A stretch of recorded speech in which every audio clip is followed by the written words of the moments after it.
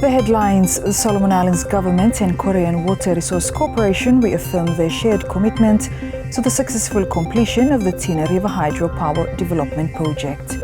The Pacific Agreement on Closure Economic Relations PACER Plus continues to support local businesses in the country through its DEC program. And RSIPF reports drivers' negative attitude when driving contributes to the current traffic jams seen on the Honiara roads. Hello, you're watching SIBC's TV News Bulletin. I'm Sharon Nanao. The Solomon Islands government and Korean Water Resource Corporation, K-Water, have reaffirmed their shared commitment to the successful completion of the Tina River Hydropower Development Project.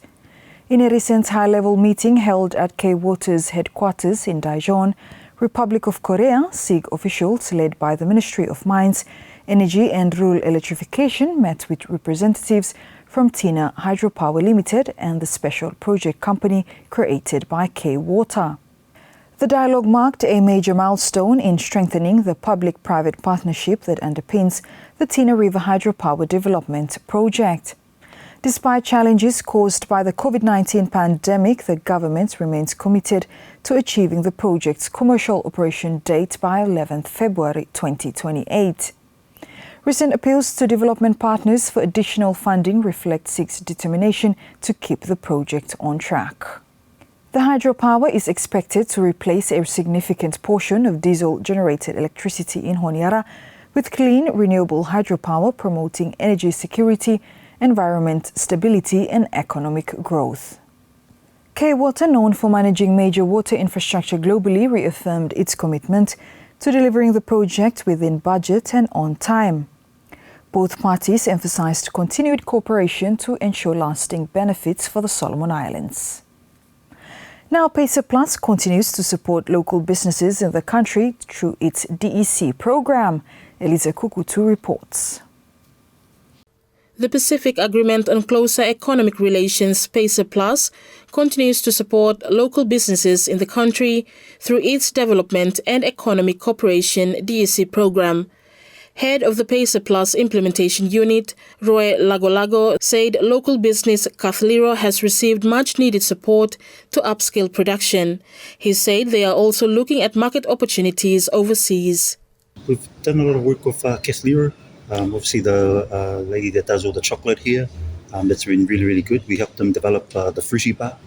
So now we need to move to the next stage of getting those tested. And provided also support for training up some of their chocolatiers and then be able to create new chocolate products and, to compete in the niche market. It's not so much the big market. We also provided a dehydrator to assist Kathliro with their drying out their beans. But an unintended consequence of that is they've also been able to utilize the dehydrator to also dehydrate some of the fruit. Yeah, so which has been really good. We're also looking at other opportunities with, looking at some of the policy and legislative settings, especially in the biosecurity space for Cook Islands, but also looking at other where we can provide other support for private sector. We had a talk with Sol Agro here. They were here on Tuesday, looking at how we can support them.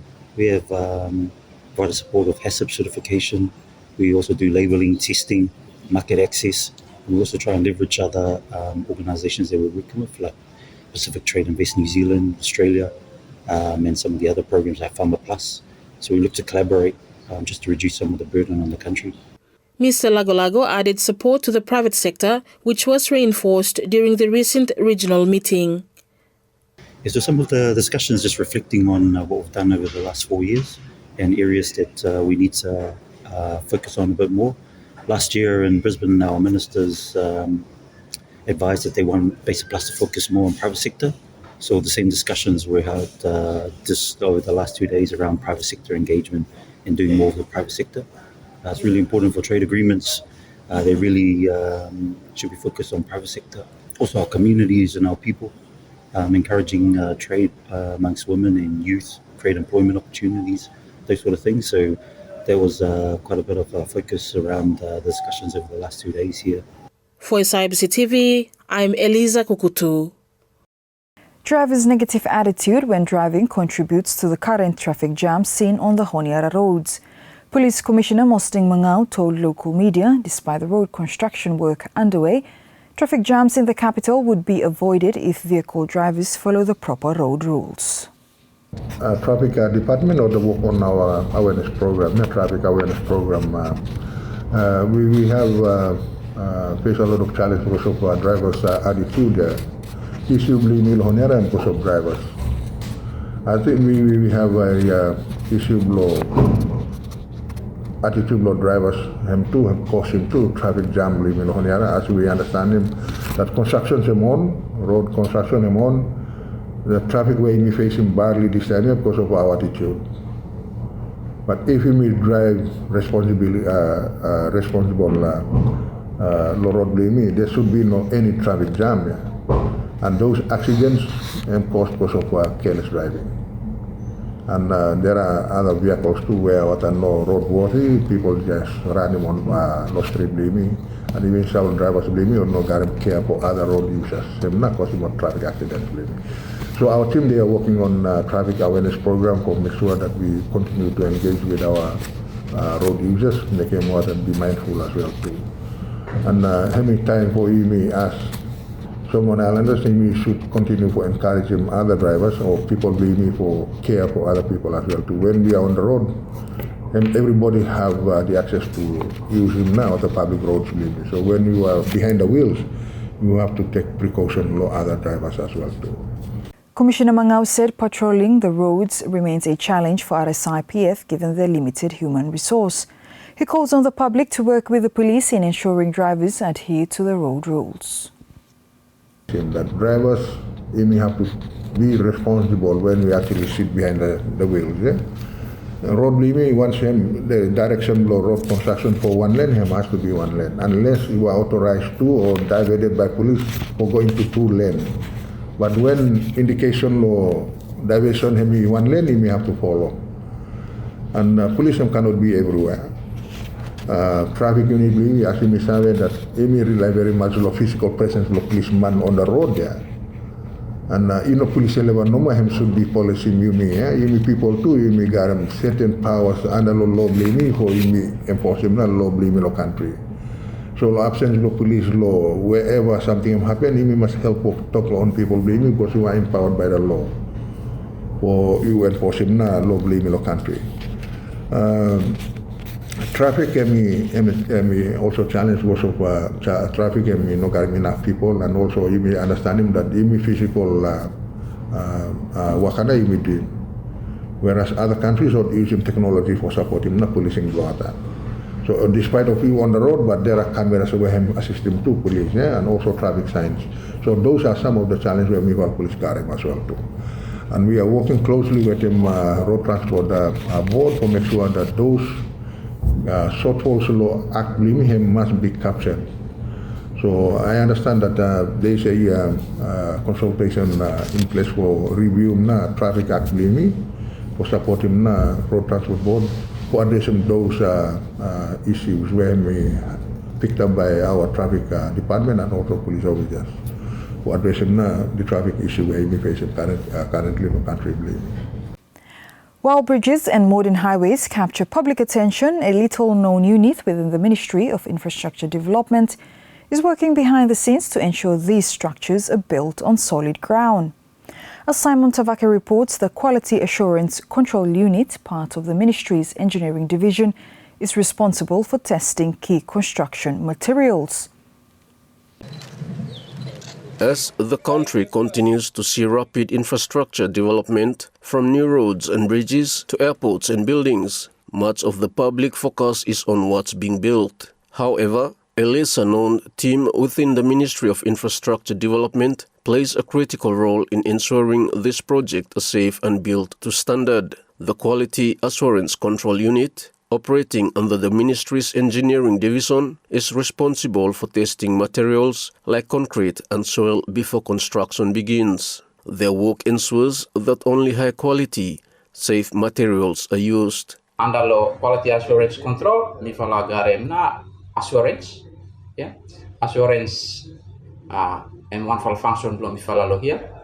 The other one na control, control na where mi fala actually go to test site where him also relate to national building code if hemi time hemi gazetted him by come under now him by walk away them na that for actually implement him na national building code where him control part which is also side control ya mi fala awak do him na under side like any lab mi fala using na ISO 17025 for materials testing, for engineering purposes. So, and now this fala side law control.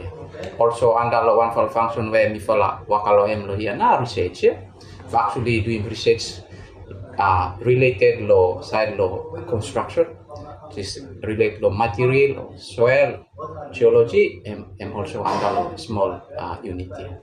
One of the unit's biggest challenges is a shortage of staff, making it difficult to manage the growing workload. Staffing firm still it for involving a lot of better to have a lot of officers for employed under quality control, because officers don't involve quality control as long as we get enough funding for funding of officers.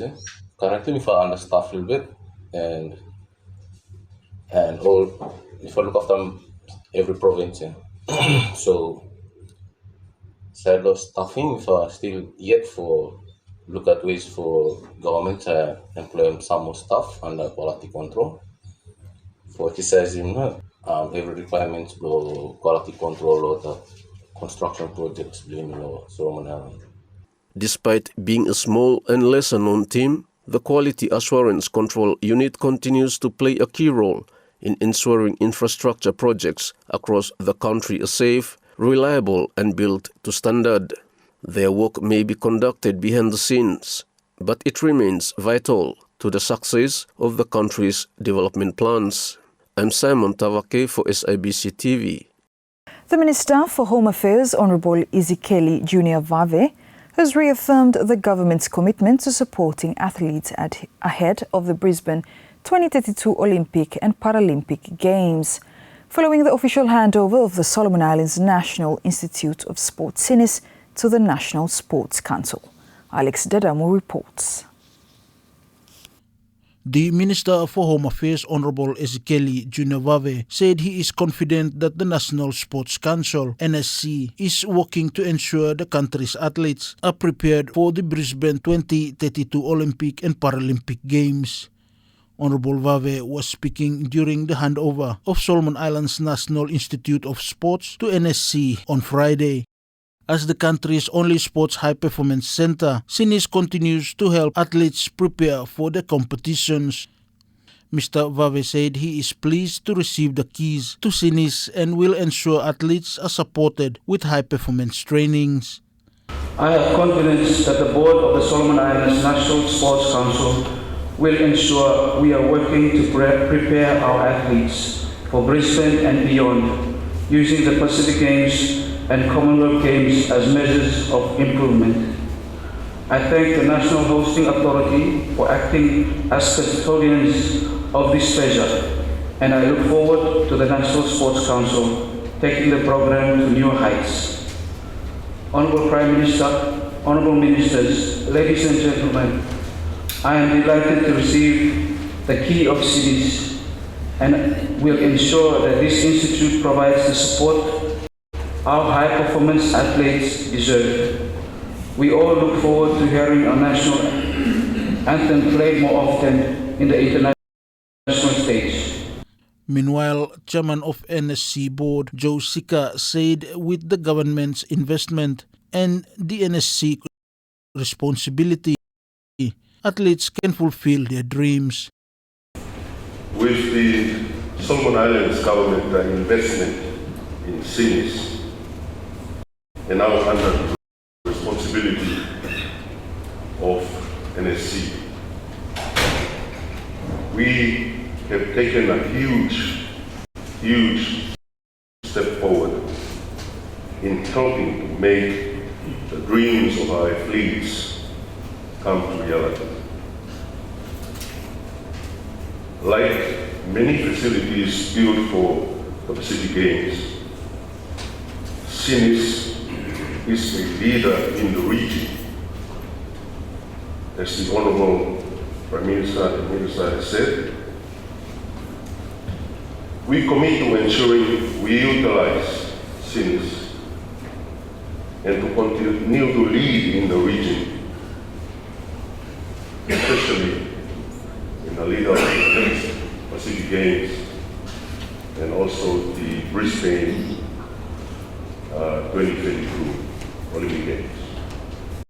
The National Hosting Authority, NHA, on Friday officially handed over the Solomon Islands National Institute of Sports SIBC to the National Sports Council, NSC, one of the remaining facility to be handed over as a Pacific Games 2023 legacy to the National Sports Council through the Ministry of Home Affairs.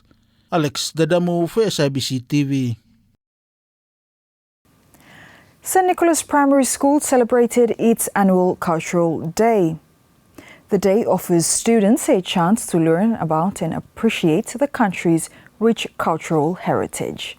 Elisa Kukutu with the details. The primary division of St. Nicholas College marked its Cultural Day with the theme Participation and Cultural Interaction, Embracing Unity and Diversity.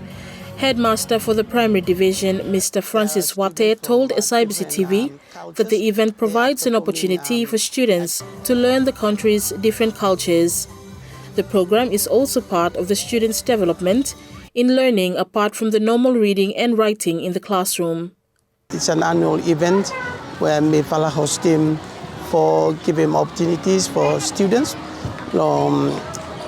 Each classes for perform now ogata cultural activities belong ogata main island groups Bloyumi.